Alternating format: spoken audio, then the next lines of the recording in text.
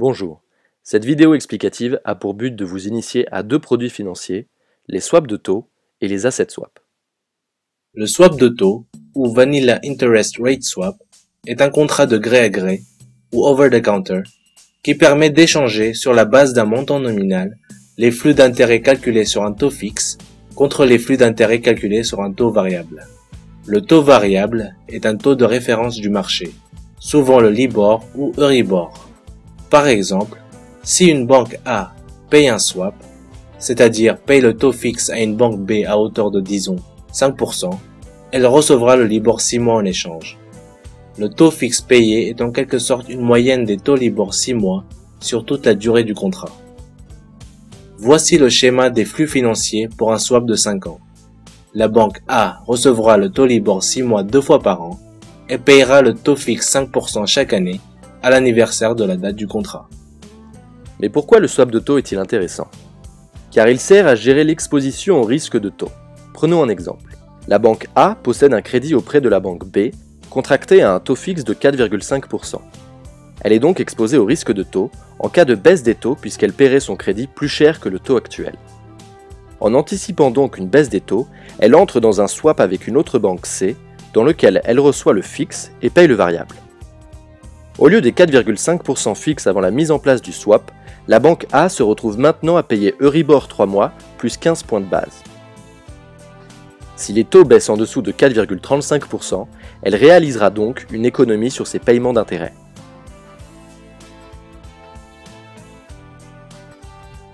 Les contrats de référence pour ces transactions sont fournis par l'ISDA, International Swaps and Derivatives Association, et par le CSA, Credit Support Annex. Pour plus d'informations, rendez-vous sur isda.org. Voici comme exemple un écran Bloomberg énonçant les prix des swaps pour la devise euro pour des maturités allant de 1 an à 50 ans.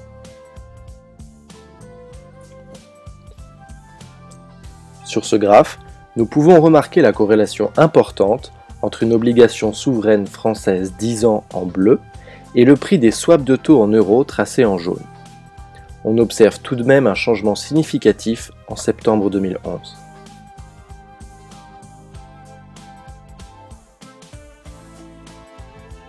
Voyons maintenant ce qu'est un asset swap. Un asset swap est une combinaison de deux produits, une obligation à taux fixe et un swap de taux. Tentons de comprendre son fonctionnement en termes de flux d'intérêt. On achète une obligation à taux fixe, on paye donc le dirty price, et on recevra des coupons de 5,5% tous les ans. Ensuite, on paye un swap de taux de même maturité et de même notionnel, où nous dépenserons 5% chaque année et nous recevrons le Libor 6 mois 2 fois par an.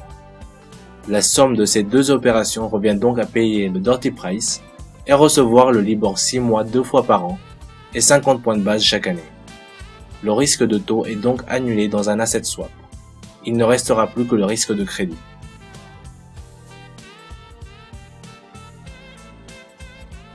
D'autres types d'asset swap existent. Par exemple, pour le par-par asset swap, l'investisseur achète une obligation au pair. Avec les coupons reçus, il paye la jambe fixe d'un swap. La jambe variable que recevra l'investisseur sera ajustée par un spread fixe, de telle sorte que la valeur actuelle du swap soit égale à la valeur actuelle de l'obligation moins le pair.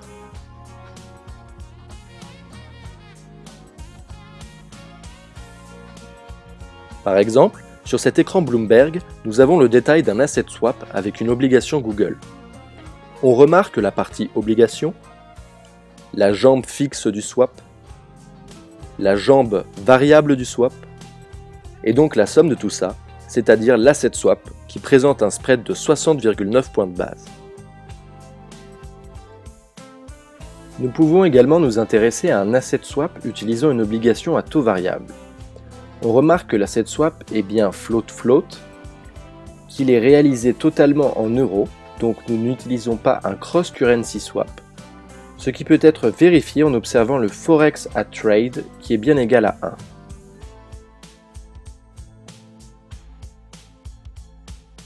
Pour notre asset swap précédent, nous avions combiné une obligation Google avec un swap en dollars américains, comme on peut le voir ici. À condition d'utiliser un cross-currency swap, nous voyons ici la comparaison des différents swaps, leur taux de change avec le dollar et le spread qu'ils engendreraient. Un asset swap révèle très facilement la santé d'une obligation souveraine et donc d'un pays. Comme nous le voyons sur ce graphe d'asset swap utilisant une obligation souveraine grecque, un pic du spread a eu lieu en avril 2010, juste après la demande officielle par la Grèce de l'activation du plan d'aide. Comparons donc deux obligations souveraines. Sur cet écran d'obligations françaises, l'asset swap présente un spread de 38,9 points de base pour un yield de 2,123%. Quant à elle, une obligation grecque affiche un spread de 617,2 points de base pour un yield de 10,705%. Cependant, nous voyons que l'asset swap est en baisse depuis 6 mois. Voici le graphe de deux spreads d'asset swap avec une obligation souveraine française et une obligation souveraine grecque. Il faut bien faire attention aux différences d'échelle pour bien comprendre le graphique. On voit que la moyenne des différences entre les deux spreads est de moins 712 points de base.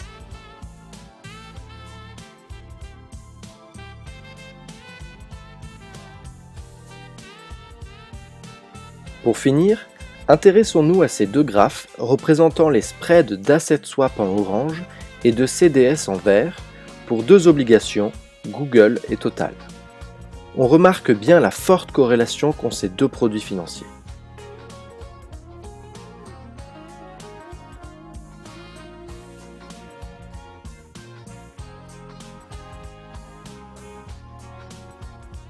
Voici quelques mots-clés abordés dans cette vidéo, n'hésitez pas à approfondir ces notions.